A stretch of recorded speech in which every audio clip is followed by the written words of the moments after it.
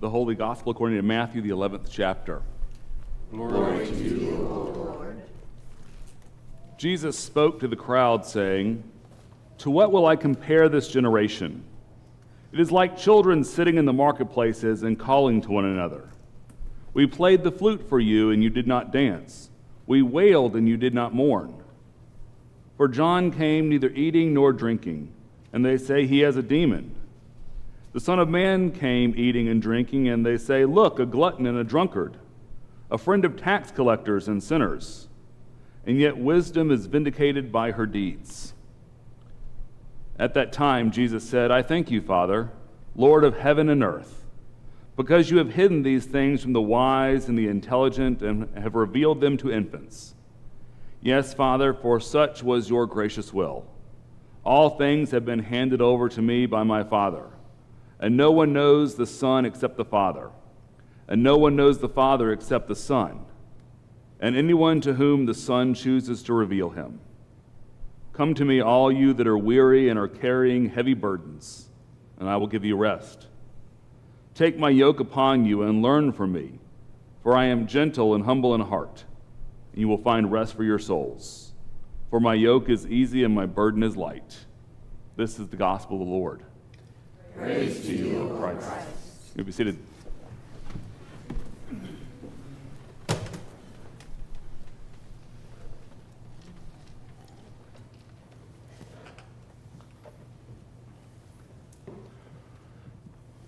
One of the things we like to do in my family is play chess. Anybody play chess out here? Oh, good. I can tell you anything and you'll believe it. I play chess, April plays chess, McKinney plays chess, Maxton plays chess, and Alistair, well, he throws pieces around right now. But soon enough, he will learn. There are over 200 rules in chess. Do you know that? And the great thing is, I have been playing chess for quite a while. I think it's been 34 years I've been playing chess for. I rule in our house. At the moment, I've yet to be beaten. I know, right? Now, granted, most of my competition is a 7-year-old and a 10-year-old.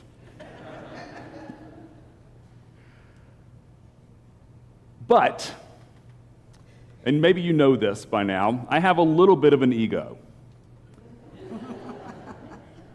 I'm the humblest person in the world. I'll tell you all about it. I'm not particularly looking forward to that time when I get beaten by one of my children. It's going to happen. I know it. But because I know the over 200 rules of chess, I have something in my back pocket. I have an escape plan in the event that I can tell one of them is going to beat me. And I promise this is real, I'm not making it up. There's something in chess, there's a rule called a 3-move repetition. If you can get you and your opponent to make the same 3 moves in a row, guess what? You get to declare a draw. You don't get beaten. Now, I used this to great effect in middle school and high school when I played on the chess team. Yes, you may laugh, I was a nerd, I was on the chess team. Because usually my opponents didn't know it, and I'd make the move, they'd make the move, and we'd have a draw. So there's a little reality sometimes that when you know all the rules, you can basically cheat the system. You notice that's the case? Yeah, the more you know the rules, the more you know how to kind of mess with the situation, and you can make things work out to your benefit. Now, we've been dealing with the book of Romans for 3 weeks now. And the big theme we've kind of taken away from all of this is that Romans is not about our final destination. Rather, Romans is about what? You remember? Oh gosh, we have to go back and do the whole series all over again. It's not about the final destination. Rather, it's about our present vocation. What it means in the here and the now to be a Christian. And Paul in particular has been dealing with this little matter that there is this thing called the law those rules that you should and should not do. Now, quiz time. How many laws are there in the Old Testament?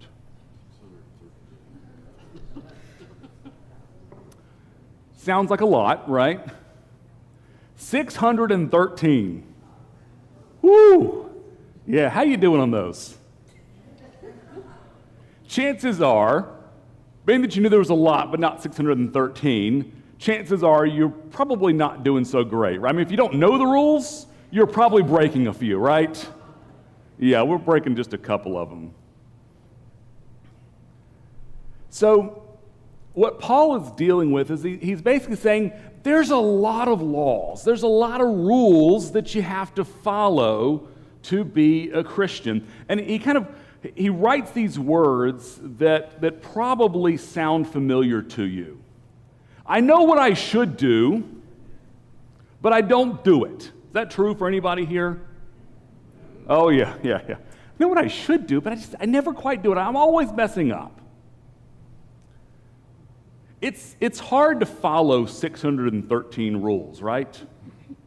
Now, some of us, like me, we don't know all of them, so if we don't know them, what are we going to do? You're going to break them. It's going to happen.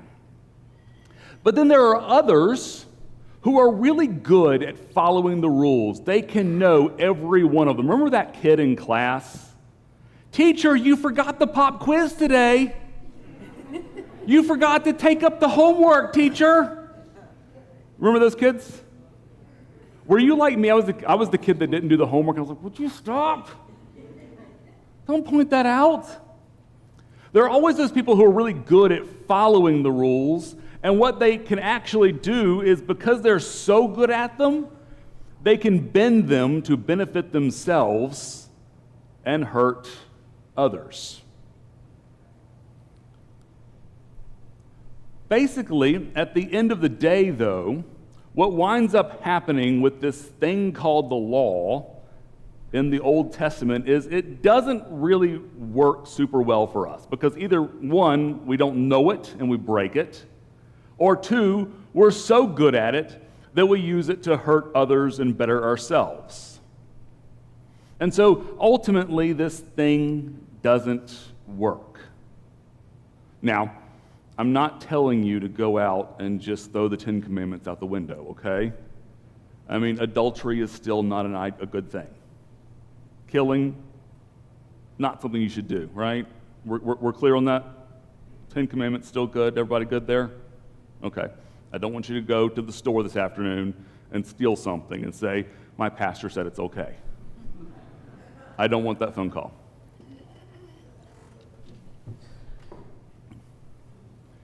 Instead, what God realizes, what Paul is telling us, is that we don't necessarily need a rule book, we need a model to follow.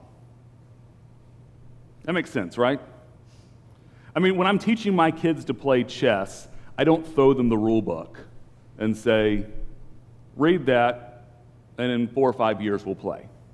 What do? I sit down with them, and I play a game with them. And I teach them how each piece moves, and I teach them some strategy and things like that. What Paul reminds us is what God does is God sends to us a model, an example to follow. And who do you think that example is? Jesus. Jesus is our example. Jesus is the fulfillment of the law. Jesus is the one who shows us what it looks like to live our life as a Christian. And so this is where that whole 10 Commandments thing comes in, because Jesus doesn't kill and doesn't steal and doesn't commit adultery and lie and cheat and all those other kind of things. So what we have now is we have an example in Jesus, the fulfillment of the law. Now, are you all going to walk out of here today because you heard the best sermon of your life? I'm just trying, Are you going to walk out of here today and be perfect emulators of Jesus? Probably not. Anybody going to walk out of here today and probably sin? I mean, probably. Hopefully it's not going to the store and stealing some milk. Let's not do that. See, They're already on the way. Don't do it. You're not going to master it. You're not going to be a perfect emulator of Jesus today or probably ever. But you have a model to follow. Not a rule book, but a model to live each and every day loving your neighbor, loving God, caring for others in need, being a person of forgiveness. Jesus is our model. Jesus is our law, if you will. Jesus is what it looks like to be a Christian. And as I said, you're never going to get there, which means you're never done. The work's never over. You never go, oh, I got it figured out. Check that box. I don't have to do this anymore.